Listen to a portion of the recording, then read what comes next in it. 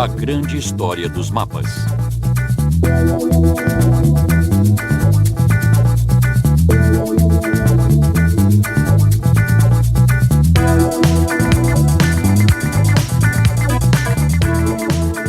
Os mapas são onipresentes em nossas vidas, em nossas atividades de lazer e em tempos de guerra, nos nossos transportes e previsões do tempo, estão em todo lugar.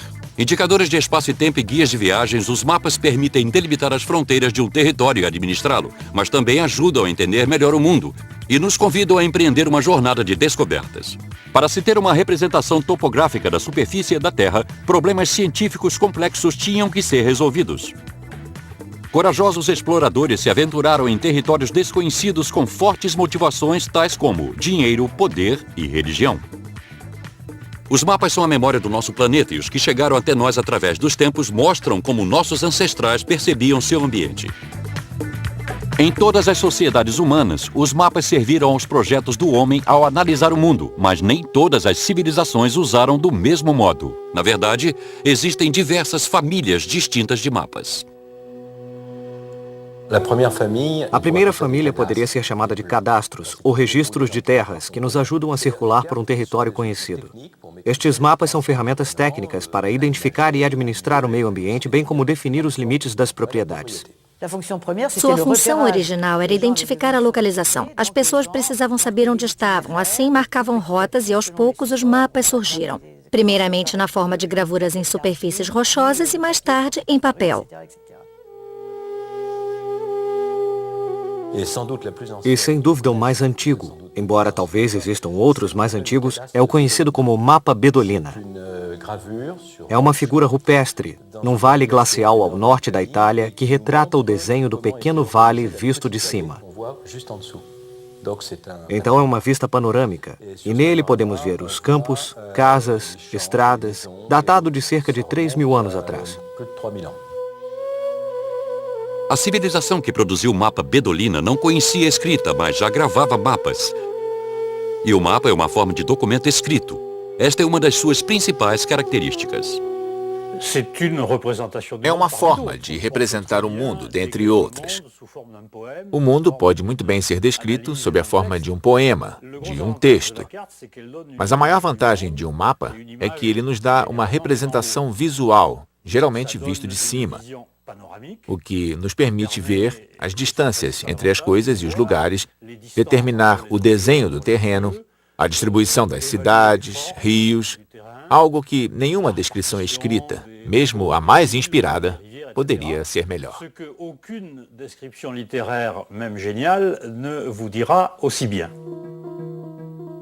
Povoados ribeirinhos como os dos egípcios às margens do rio Nilo no século XIV a.C. fizeram mapas com propósitos legais. Os egípcios produziram muitos cadastros. Não temos muitos, mas nos papiros que envolviam as múmias podemos algumas vezes encontrar cadastros locais, descrevendo como reconstruir os campos depois de uma queda no nível da água do Nilo, já que era preciso replanejar todo o desenho da região. Cada concepção da sociedade humana sobre a origem do universo é chamada de cosmogonia. E isto nos fornece a próxima grande família de mapas, depois dos cadastros.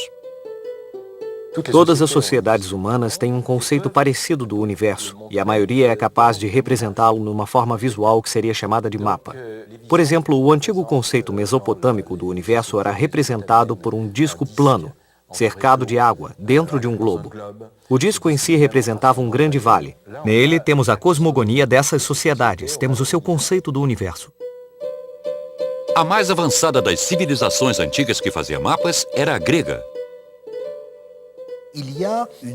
Houve uma época áurea da exploração do mar Mediterrâneo que está ligada essencialmente aos antigos gregos e outros povos navegadores, como os fenícios e os cartagenos. No século VIII a.C., o poeta Homero nos deu sua visão do Mediterrâneo na Ilíada e na Odisseia. 4 séculos depois, o historiador Heródoto localizou a Grécia no centro do mundo. Durante o mesmo período, Piteia de Marsella navegou em busca de novas rotas de comércio e viajou até a Islândia. Quando voltou, ninguém acreditou que terras geladas pudessem existir. Os matemáticos Euclides, Tales e Pitágoras produziram instrumentos de medição para tornar a cartografia mais precisa. Eles inventaram a astronomia e concluíram que a Terra não era plana. A concepção de que a Terra é esférica é muito antiga e estabelecida perfeitamente pelos gregos. A ideia de que a Terra é esférica é algo que os gregos absorveram por razões filosóficas. A esfera é um corpo perfeito, ela permanece igual de qualquer modo que se olhe para ela, e esta ideia é corroborada empiricamente. Pegue um navio, por exemplo. Vemos primeiro os mastros, à medida em que o navio se aproxima da costa. E aí simplesmente vemos os homens no convés. No Egito, o diretor da grande biblioteca de Alexandria, Eratóstenes, compilou os trabalhos de seus geógrafos antecessores e conseguiu medir a circunferência da Terra comparando-a com a posição do Sol em Alexandria e com a cidade de Ciene, no Alto Egito. A ideia de Eratóstenes era de que, em Ciene, os raios do Sol iluminavam o fundo de um poço, o que significava que o Sol estaria exatamente a pino, no seu zênite. Em Alexandria, situada quase ao norte de Ciene, os raios de sol brilhavam num ângulo. Logo, o sol não estava exatamente no seu apogeu. Assim, observando a sombra projetada por um obelisco, ele mediu o ângulo desta sombra, que era de cerca de 7 graus. Daí, ele mediu a distância entre Ciene e Alexandria, considerando que 7 graus era equivalente a vários estádios, a unidade usada na época. E assim ele obteve sua medida famosa, que foi aceita como sendo a primeira medida historicamente conhecida da circunferência da Terra.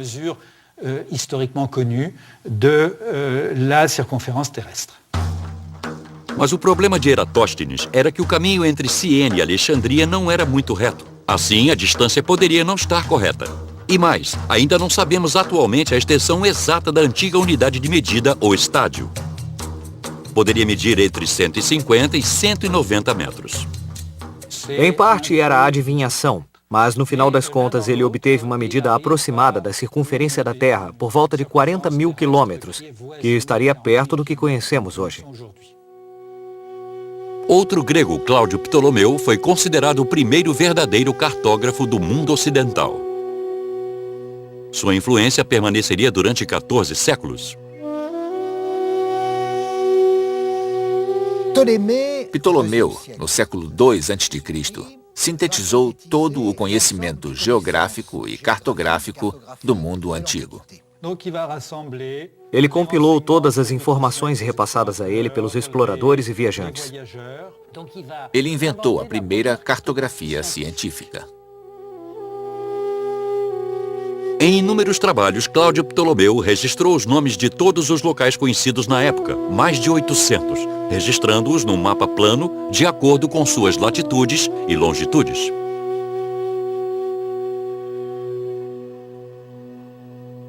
Latitude é simplesmente o ângulo de elevação de um ponto acima do Equador. 90 graus para o Polo Norte, 45 graus mais ou menos na França e 0 grau no próprio Equador. Latitude norte para nós, latitude sul para o outro lado da Terra. A latitude era uma coisa facilmente dominada no mundo antigo, pois simplesmente envolvia uma observação do Sol no seu ponto mais alto no céu. Então se media o ângulo da sombra para se encontrar a latitude. Assim, em tempos antigos, o cálculo da latitude não era um problema. Porém, a longitude demonstrou não ser tão simples e se tornaria o maior obstáculo na história da confecção de mapas pelos próximos 1500 anos.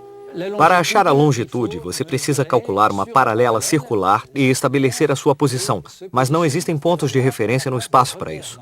E essa é a questão, porque para calcular a longitude de um determinado lugar, o modo mais simples, é claro, seria medir a distância entre dois pontos de referência.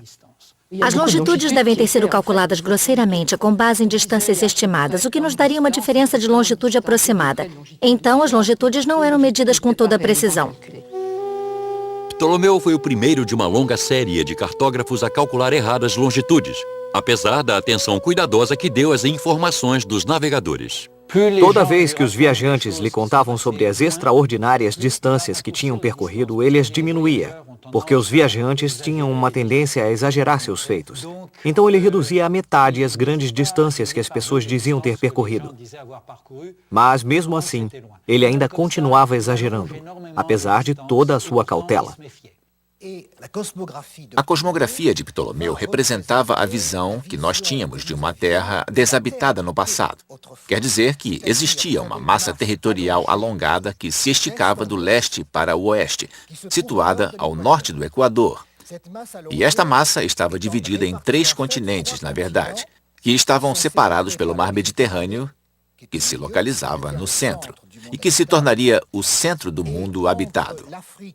Entre a África e a Europa, havia a separação pelo mar Mediterrâneo e o limite representado pelas colunas de Hércules, o Estreito de Gibraltar.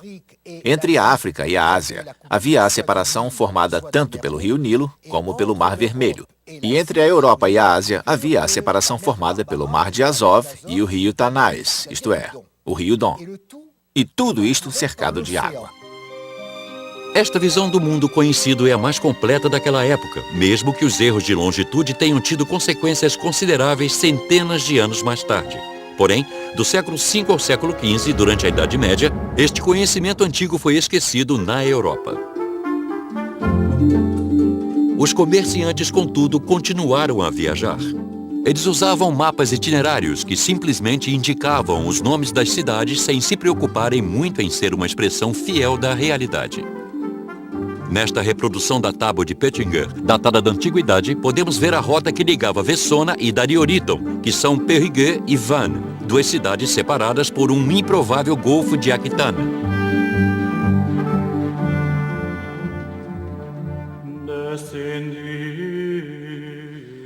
Nestas épocas de trevas, outra visão de mundo se impôs nos mapas. A dos monges, dos eclesiásticos, que viam a origem do mundo em termos bíblicos. No século VIII, sob a influência da Igreja, a Terra se tornou plana. A visão medieval do mundo se separou completamente do antigo conhecimento científico e prático com os conhecidos mapas T em O, ou seja, mapas medievais do mundo na forma de um grande círculo representando a Terra, o disco de terra plana com 2 trechos de oceano formando a letra T. A haste do T é o Mediterrâneo, e os 2 ramos laterais são o Nilo de um lado e o Don do outro, que separavam a Ásia da Europa e da África. O que é importante aqui é que esta visão dividia o mundo em 3 partes. 3 porque Noé teve 3 filhos. O mais velho, Shem, foi para o leste. O segundo, Jafé, foi para o noroeste. E isso nos deu a Europa. Shem nos deu a Ásia. E o filho mais novo, Ham, foi para o sudeste, o que nos deu a África, o mundo de Ham. Eu gosto dos mapas T em O porque representavam ao mesmo tempo a cartografia medieval e a anticartografia por excelência, porque era um mapa totalmente imaginário. Era uma mensagem cifrada, formando parte da crença religiosa daquela época.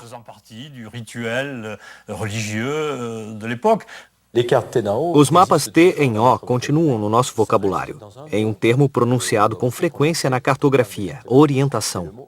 Os mapas T em O localizavam o leste no topo em vez do norte. E como as bússolas não eram usadas, isso não era um problema. O leste estava no topo porque era lá que o paraíso estava situado. No alto do mapa estava Jerusalém. E podia-se ver a mudança que ocorreu quando posicionamos o norte no topo, uma mudança que está diretamente relacionada com o abandono destas visões simbólicas ou religiosas do mundo. Onde é o centro do mundo? Onde está a orientação? Quando dizemos a orientação é para o norte, há uma contradição nos termos, pois orientação significa Oriente. Enquanto a Idade Média correspondeu a um período de atraso científico na Europa, não foi este o caso do mundo árabe, onde havia uma grande preocupação com a ciência.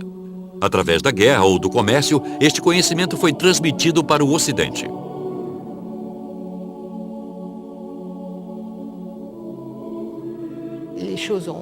As coisas progrediram porque houve comunicação entre os diferentes países naquela época. Foi através desses intercâmbios que a confecção de mapas conseguiu progredir.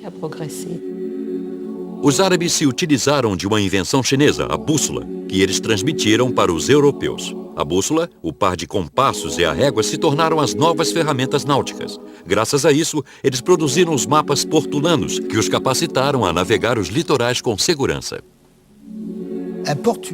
Um portulano é um mapa que estabelece uma rota marítima e indica os ventos, isto é, as direções dos ventos.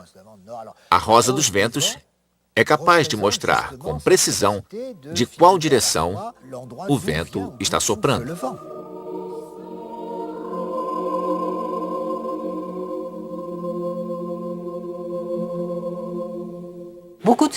Inúmeros mapas portulanos foram desenhados em pergaminhos, embora existam alguns em papel. Os que foram transmitidos para nós incluem tantos que eram belamente decorados, que sem dúvida eram objetos de admiração, criados especialmente para a preparação de uma viagem, como outros mapas portulanos que eram guias práticos, elaborados para os marinheiros. Isso não significa que eram usados a bordo do navio, mas foram feitos especificamente para auxiliar os marinheiros no mar. Estes portulanos eram antimapas do mundo. Por quê? Porque o mapa do mundo, na cosmografia de Ptolomeu, situava a Terra no centro, com os oceanos ao seu redor, enquanto que os portulanos faziam exatamente o oposto. Eles situavam o oceano no centro e a massa territorial era reduzida a uma franja costeira, que só tinha interesse onde havia portos. Esses intercâmbios entre a Europa e o mundo árabe criaram uma situação de rivalidade intelectual. Ao mesmo tempo, a Europa redescobriu a antiga cartografia científica. A antiga cartografia grega nunca foi verdadeiramente esquecida. Ainda estamos descobrindo o quanto os cientistas medievais da Europa da Idade Média estavam familiarizados com muitos daqueles textos antigos, mas não os usavam porque não correspondiam a nenhuma pergunta que eles faziam a si mesmos na época. Do século XIV em diante, começaram a fazer perguntas sobre a forma da Terra, porque eram necessárias para a navegação dos mares, para viagens mais distantes, tentando ver os lugares descritos nos relatos de Marco Polo, de Guillaume de Roubaix, de Jean du Plan-Carpin, de todos os viajantes que atravessaram as rotas mongóis. A partir daquele momento, começaram a ficar interessados, de novo, na cartografia de Ptolomeu, de Alexandria e Sienne, e foi aí que ficou interessante. As maiores obras de Cláudio Ptolomeu ressurgiram no mundo ocidental, mas somente depois de viajarem por séculos pelo Mediterrâneo.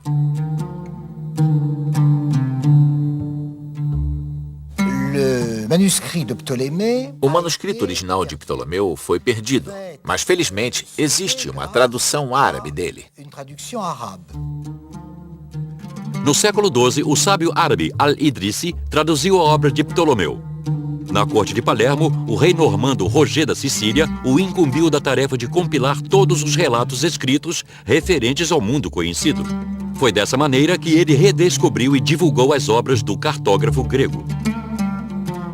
Esta tradução feita por Al-Idrisi reapareceu na Europa e teve consequências significativas no nosso conhecimento sobre o planeta.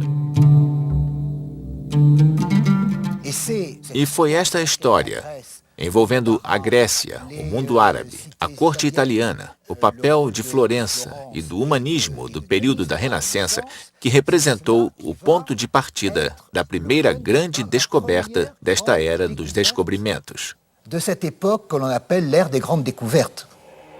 O início do século XV vislumbrou o começo de um dos mais importantes capítulos da história da humanidade. Avanços científicos, comércio, conquistas, aventuras foram as palavras-chave. Os portugueses, espanhóis, holandeses, franceses e ingleses se confrontaram numa disputa por territórios. Homens subjugaram novas civilizações motivados mais uma vez pelo desejo de posse. Mas também foi a necessidade de se estabelecer um comércio que motivou os grandes descobrimentos. O caminho da seda, a maior rota comercial daquela época, de repente foi extinto. O Império Mongol havia intensamente unificado politicamente e pela força armada as rotas do mundo antigo, que mais tarde foram chamadas de Caminho da Seda, fazendo com que o comércio desse um grande salto à frente.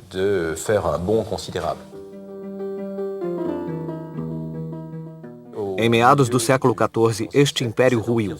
As rotas se tornaram de difícil acesso e, como consequência, o comércio sofreu. Assim, dos dois lados, na China e na Europa, foi feita uma tentativa de restabelecer as relações comerciais perdidas com a queda do Império Mongol, utilizando as rotas marítimas em vez das terrestres. Os primeiros a saírem em busca de novas rotas marítimas foram os chineses. Em 1405, o almirante Zheng He comandou uma esquadra impressionante que viajou por uma parte da Ásia, África e possivelmente até mais além. Os enormes juncos de Zheng He eram talvez os maiores navios de madeira já construídos, com mais de 10 mastros. Eles eram gigantes. Eles zarpavam em enormes esquadras, com talvez dezenas de milhares de pessoas a bordo. Acho que não podemos falar de descobrimentos neste momento porque eles não descobriram novas rotas. Eles seguiam as rotas das monções que circundavam o Oceano Índico.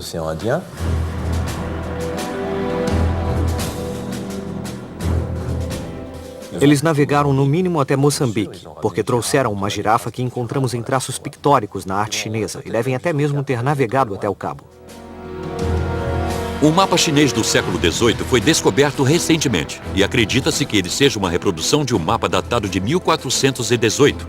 A Austrália pode ser vista nele, mas também a América, o que provaria que os chineses foram os primeiros a descobri-la, mas pela avaliação de alguns experts, parece que o mapa é falso.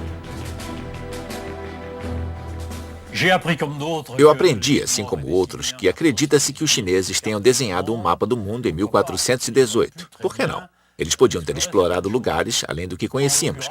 Mas neste caso em particular, sou extremamente cético. O mapa é muito perfeito. Pode-se ver o Polo Norte, a Antártida, a Austrália em 1418. Isso parece muito estranho. De acordo com esta teoria, a flotilha do almirante Zheng He teria navegado ao longo da costa africana, percorrido cabos e estreitos, descoberto as Américas do Norte e do Sul, resumindo, o mundo inteiro. Verdadeiro ou falso, tirando este mapa, não existem sinais da passagem deles por lá, já que os chineses não se estabeleceram e nem colonizaram. Era um império que não desejava conquistar e que preferia situar suas concessões a uma distância de controle, ou seja, não muito longe. E tem mais. Quando eles cessaram suas explorações em 1430, foi por causa das ameaças de invasão vindas do norte da Grande Muralha e, portanto, não era mais oportuno gastar dinheiro para lançar grandes flotilhas. As viagens marítimas estavam proibidas, as embarcações foram destruídas e a China se isolou e nunca mais explorou o mundo. Os europeus também saíram à procura de terras e mares desconhecidos. Em Portugal, no início do século XV, um grande período de explorações se iniciou. Navegadores desceram a costa africana que era completamente desconhecida para eles naquela época. Havia conhecimento de que, na opinião desses antigos, o mundo era inabitado a sul do Equador, que havia monstros, que era impossível haver antípodas. Por conseguinte, toda essa visão cosmográfica antiga era do conhecimento dos cosmógrafos e de uma elite letrada portuguesa. Para os marinheiros, o limite do mundo conhecido era o Cabo Bojador, 300 quilômetros ao sul das Ilhas Canárias. Mas eles não tinham ideia do formato nem do tamanho da África. Perceberam, no entanto, que se poderia chegar à Índia circunnavegando a África pelo sul. Mas antes que isso fosse tentado, os navegadores tiveram que resolver uma série de problemas científicos. Inicialmente, a navegação é uma navegação costeira. Uma navegação feita por embarcações de tipo tradicional, a barca. As correntes e os ventos levam essencialmente para as costas de África. Mas é o problema, como disse, do regresso que se põe. E, por conseguinte, o que é descoberto nesta altura, o arquipélago da Madeira, em 1419, e os portugueses conseguem já também navegar para o oeste e descobrem parte dos Açores em 1427. O posto de abastecimento oferecido pelos Açores era um recurso essencial porque permitia que os navios velejassem de volta para Portugal, levados por ventos que sopravam do oeste. Seguindo os mesmos ímpetos, marinheiros e cientistas combinaram esforços numa causa comum, o avanço das explorações de um dos filhos do rei de Portugal, Henrique o Navegador.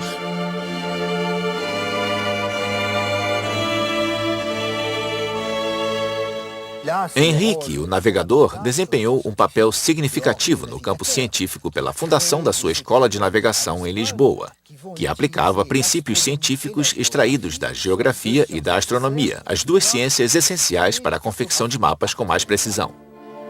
Graças a este incentivo que Henrique deu, os navegadores portugueses passaram a dominar as ferramentas de navegação e construíram navios com um desempenho cada vez maior. Desde a década de 1440, a caravela era operacional, mais leve, mais rápida, era um excelente instrumento de exploração. Os marinheiros passaram a ser capazes de navegar além do Equador.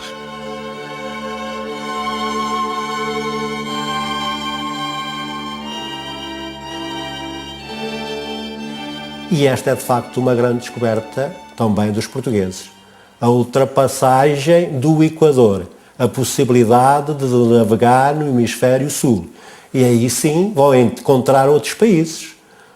Chegam ao Congo, à foz do rio Congo, chegam à Guiné e têm, por conseguinte, como objeto ultrapassar o Cabo da Boa Esperança. O nome Cabo da Boa Esperança significava a esperança de descobrir o caminho para as Índias. Isso foi alcançado em 1488 pelo explorador Bartolomeu Dias. Esta descoberta provou que existia uma rota marítima rumando para o sul.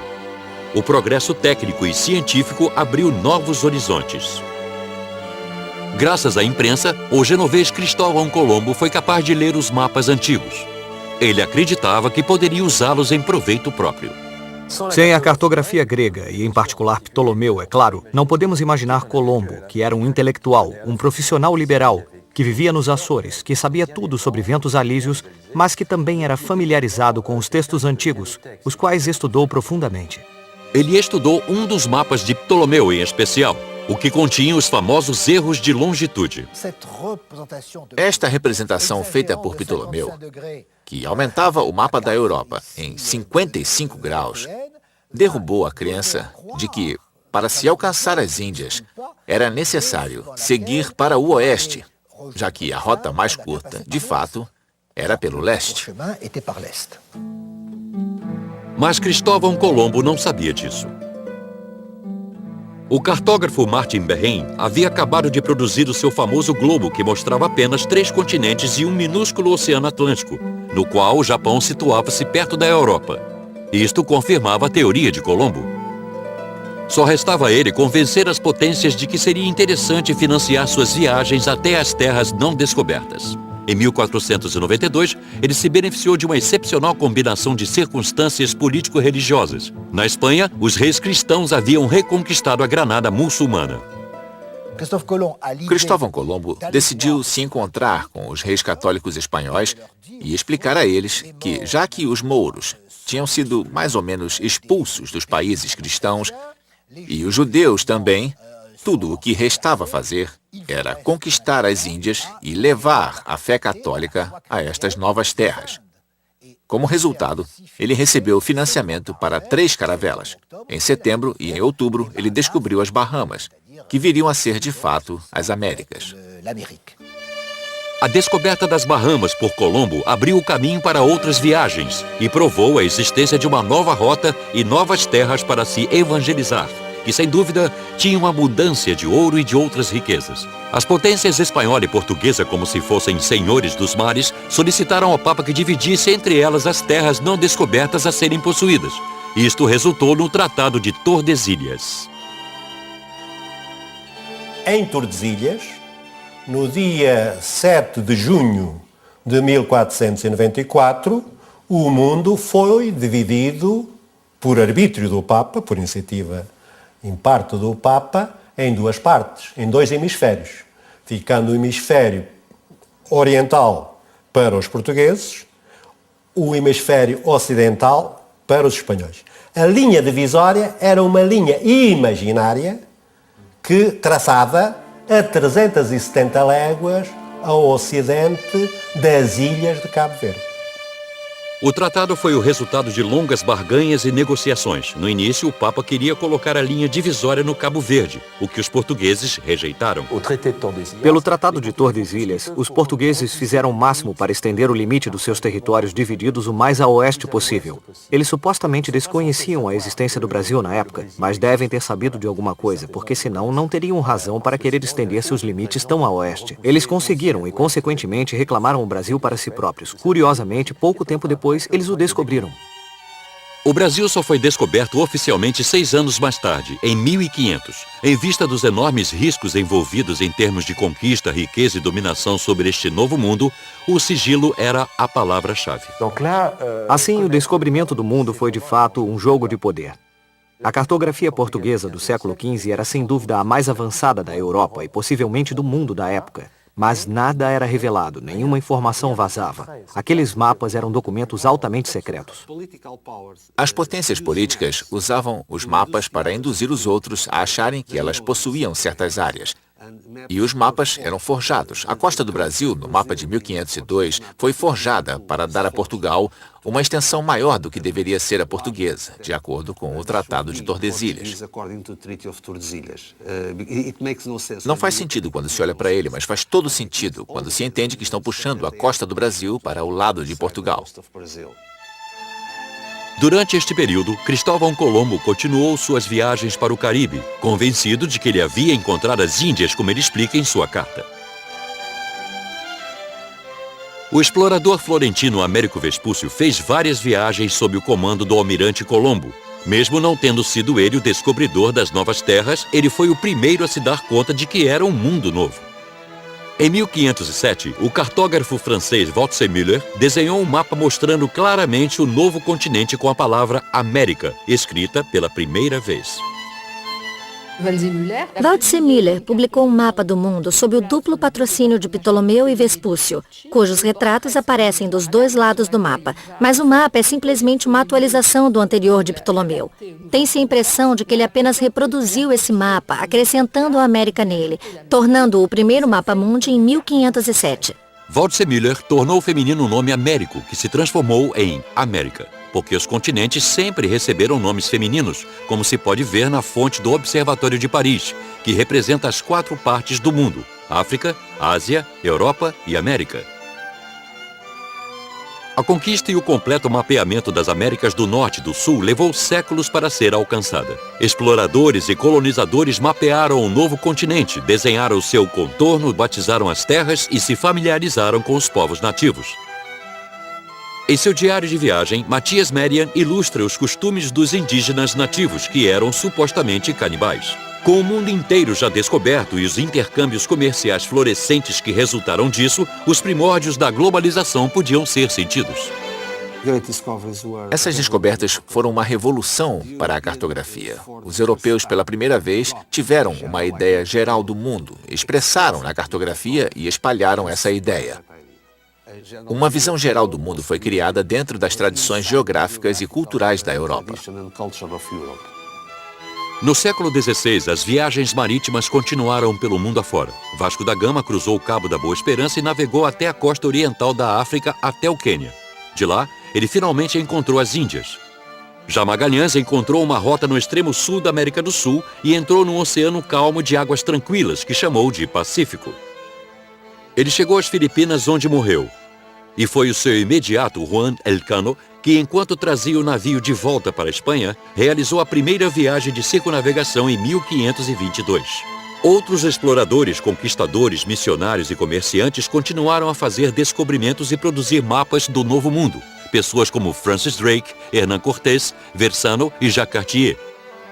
Com esses descobrimentos, a cartografia entrou numa nova era. As duas grandes famílias de mapas, a cosmogonia e a que servia de guia prático e técnico para a administração de um território, produziram um tipo de cadastro mundial.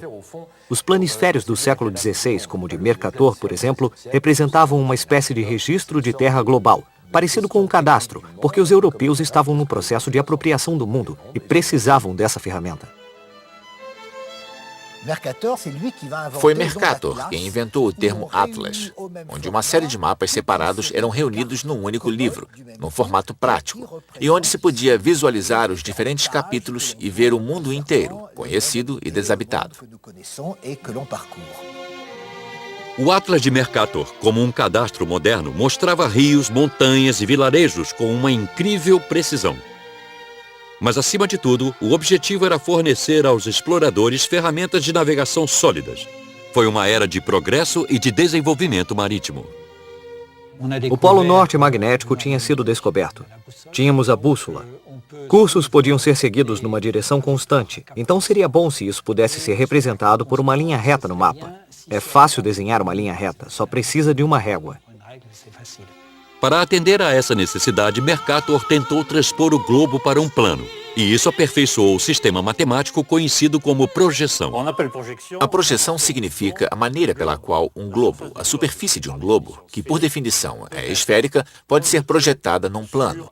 Pode-se situar esse plano na borda da esfera, no Polo Norte, no Equador ou onde preferir.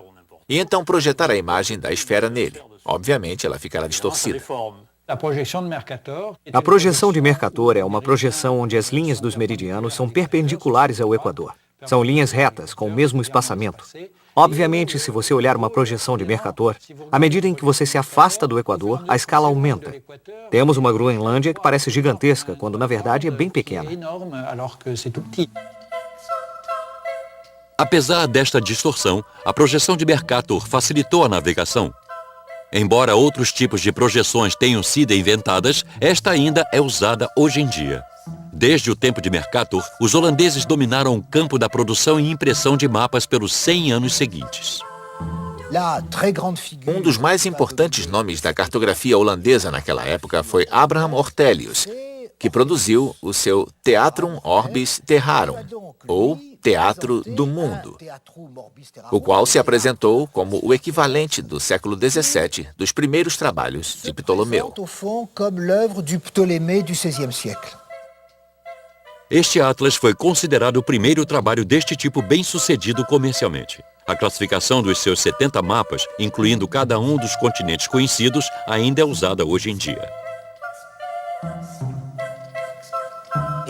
Esta grande era da cartografia holandesa culminou no famoso Grande Atlas de Blauw, publicado em 1662, que reproduziu inteiramente o mundo descoberto com apenas poucas áreas representando ainda terras incógnitas, como a Austrália, por exemplo, a qual não foi reproduzida de fato.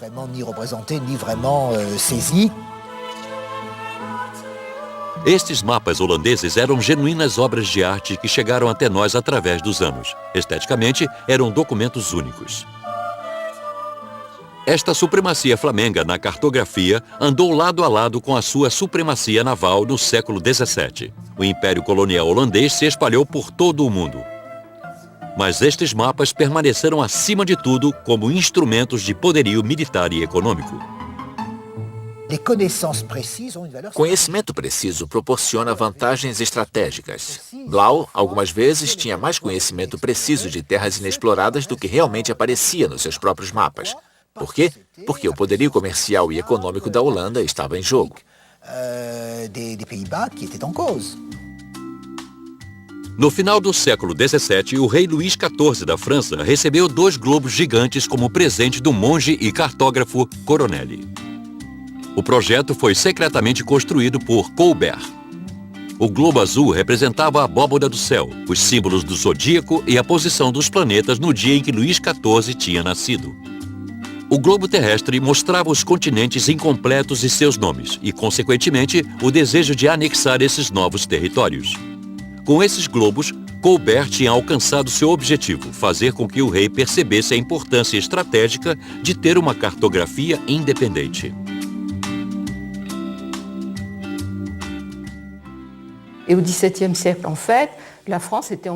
No século XVII, a França foi invadida por mapas holandeses.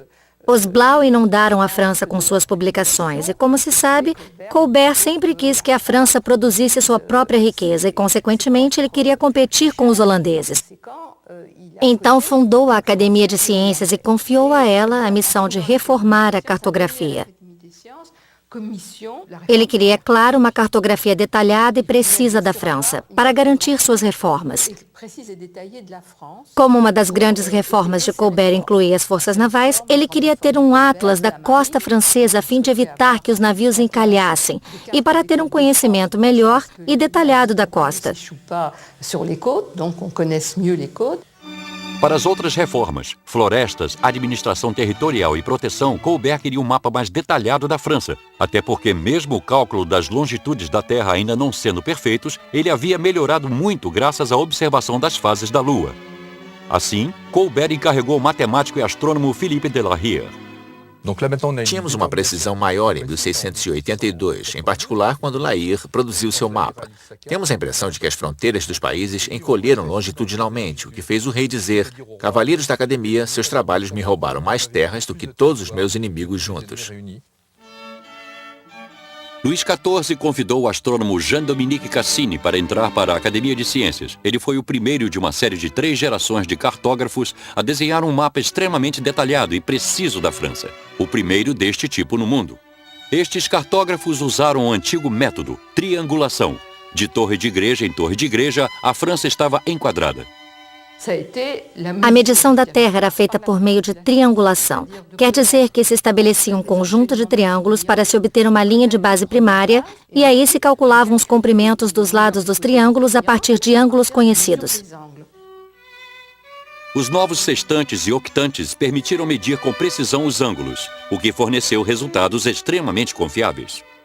Este sistema francês de medição por triangulação durou 30 anos. Na mesma época, França e Inglaterra, as 2 maiores potências marítimas, perceberam a necessidade de finalmente solucionar o último grande problema da cartografia, a longitude. A partir deste momento, a solução do problema da longitude se tornou uma tarefa longa e difícil. Os 2 países rivais nesta área, França e Inglaterra, ofereceram grandes recompensas financeiras para quem surgisse com uma solução para o problema da longitude, criando a possibilidade de se dizer em alto mar: "Eu estou aqui e em nenhum outro lugar." Assim começou uma corrida entre os relojoeiros que tentaram confeccionar um relógio que resistisse às grandes ondas do mar, às mudanças de temperatura, à umidade, tudo o que um navio tem que enfrentar. E também os astrônomos começaram a procurar um modo de medir precisamente a longitude a partir das fases da Lua, da posição das estrelas. Harrison, um desconhecido marceneiro inglês, fez um relógio de extrema precisão com um mecanismo de madeira.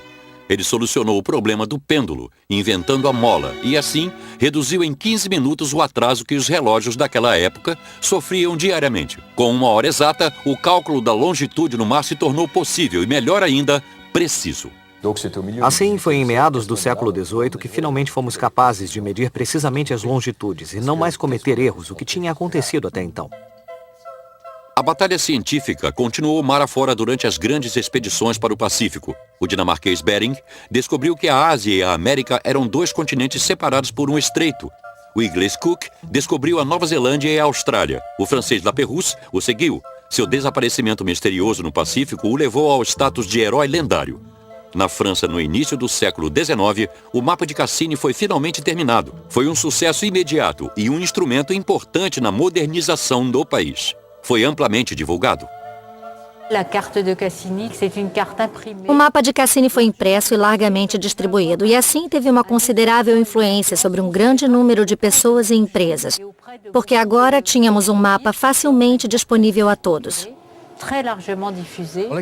Alguns dizem que o mapa de Cassini não é um mapa topográfico, porque só as grandes infraestruturas territoriais estão representadas, as principais rotas e rios e as principais cadeias montanhosas, que são meramente figurativas.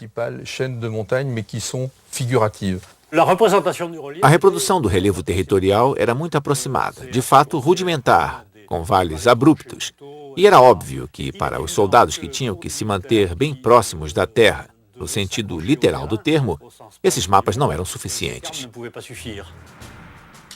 Foi por isso que, em 1808, o imperador Napoleão Bonaparte decidiu pela confecção de um novo mapa para substituir o de Cassini. Seria o mapeamento das forças militares. Assim que o mapa de Cassini foi confiscado pelos soldados, a primeira coisa que eles fizeram foi atualizar a malha rodoviária, que tinha uma importância essencial para eles. No mapeamento das forças militares seguinte, tivemos uma noção de precisão métrica. O relevo foi mais claramente demarcado, a malha rodoviária foi reproduzida em detalhes e, tirando as cores, esse novo mapa é muito similar na forma ao que usamos hoje em dia. Durante o século XIX, os polos norte e sul foram objeto de inúmeras expedições difíceis e às vezes trágicas devido às extremas condições climáticas. Exploradores se lançaram numa batalha feroz na sua busca por reconhecimento científico. O americano Robert Peary foi o primeiro a alcançar o Polo Norte e o norueguês Roald Amundsen conquistou o Polo Sul. Assim, no início do século XX, o planeta inteiro havia sido explorado.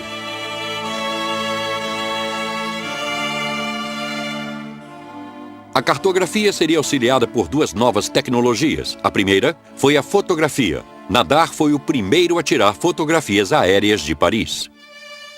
O segundo desenvolvimento tecnológico foi a aviação. Durante a Primeira Guerra Mundial, fotos das trincheiras inimigas foram tiradas e, em 1939, o papel dos confeccionadores de mapas foi decisivo estrategicamente. A fotografia aérea passou a ter importância considerável nesta presente guerra, fornecendo documentos irrefutáveis da atividade inimiga. O avião tira uma série rápida de fotografias, uma após a outra. Os mapas militares precisavam ser atualizados a cada minuto, não apenas os que mostravam nossas próprias posições, mas também as dos inimigos. Para este trabalho, recorremos à régua, à bússola e até à lupa.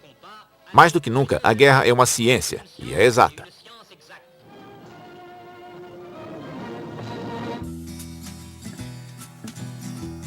A aviação também favoreceu a criação do mapeamento aéreo fotográfico, que aconteceu em 1949. A Biblioteca de Fotos do Instituto Geográfico Nacional arquiva 5 milhões de fotografias numa extensão de 15 quilômetros de prateleiras. Estas fotos abrangem a memória do território francês no século XX. A fim de produzir mapas a partir delas, os confeccionadores de mapas conferiam as fotos no local, como podemos ver nestas gravuras da Amazônia e da África. O confeccionador de mapas é um aventureiro que fixa marcadores de distância, mede os níveis do terreno, entre outros, graças ao desenvolvimento de equipamentos sofisticados.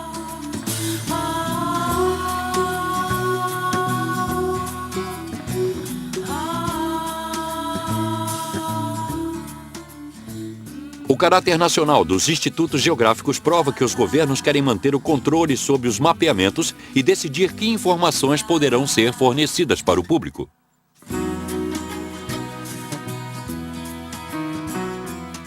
Durante os anos da Guerra Fria, por exemplo, a União Soviética tanto retinha as informações como falsificava seus mapas. Nos mapas que estavam disponíveis para o público em geral e que permitiam que se passeasse livremente em Moscou nos anos 80, no governo de Brezhnev, o prédio da KGB tinha desaparecido. Era um prédio enorme, exatamente no centro de Moscou, mas não aparecia no mapa. Eles alteraram as estradas para convergirem num triângulo, embora estivessem em ângulo reto. E o prédio da KGB desapareceu.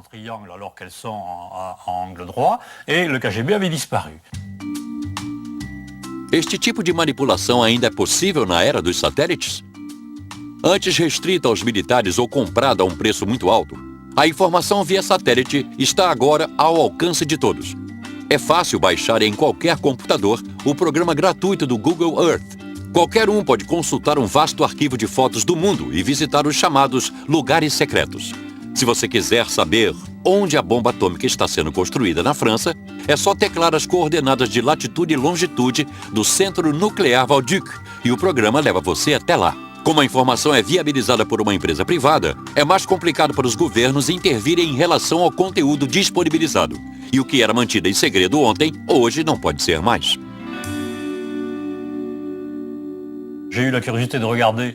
Eu estava muito curioso para pesquisar uma antiga cidade abandonada da Sibéria, perto de Tomsk, que se chamava Seversk.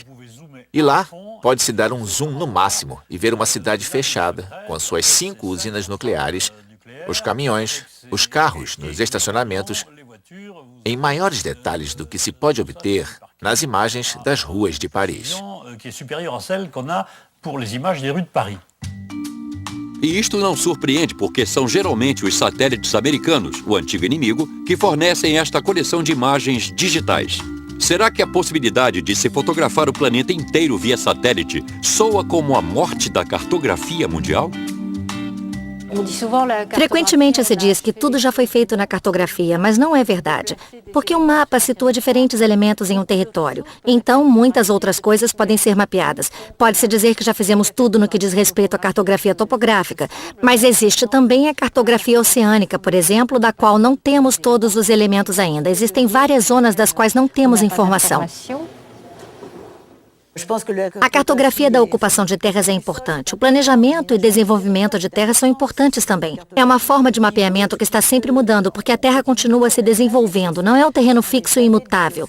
Existem fenômenos geográficos que estão sempre mudando e que vão sempre necessitar de interpretações cartográficas.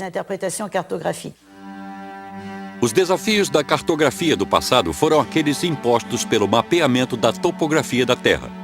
Os desafios de hoje residem no planejamento e desenvolvimento diário da Terra e gestão de crises. Para todas as grandes catástrofes nos últimos anos, tem sido feito um trabalho rápido e importante de mapeamento para avaliar os danos, por exemplo, que se seguem ao desastre de um tsunami. Foi importante para os governos de inúmeros países saberem em 48 horas para onde enviar as pessoas e onde havia ainda uma malha rodoviária intacta por onde passariam. As fotos de satélites foram muito importantes. Os confeccionadores de mapas trabalham com essas fotos, extraindo informações a respeito de estradas interditadas, estradas liberadas, áreas inundadas, áreas não inundadas, a fim de saber quais unidades seriam enviadas e com que equipamento. Quer sejam usadas na prevenção de terremotos, ciclones, na análise de níveis de poluição, avalanches ou enchentes, as informações cartográficas nos fornecem uma proteção melhor contra as catástrofes naturais num mundo no qual o meio ambiente está em constante mutação.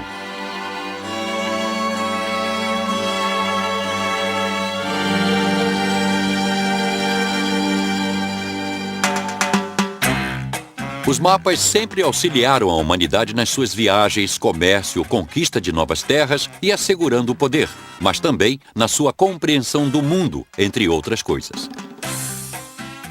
Com a cartografia topográfica da Terra finalizada, ainda falta fazer a de outros planetas, a fim de se descobrir novos horizontes a serem explorados. Embora infinitamente mais complexas, as técnicas usadas são as mesmas para mapear Marte ou a Terra. Quanto às motivações por trás do desejo de se explorar cada vez mais longe, tenha certeza de que estas não mudaram em nada.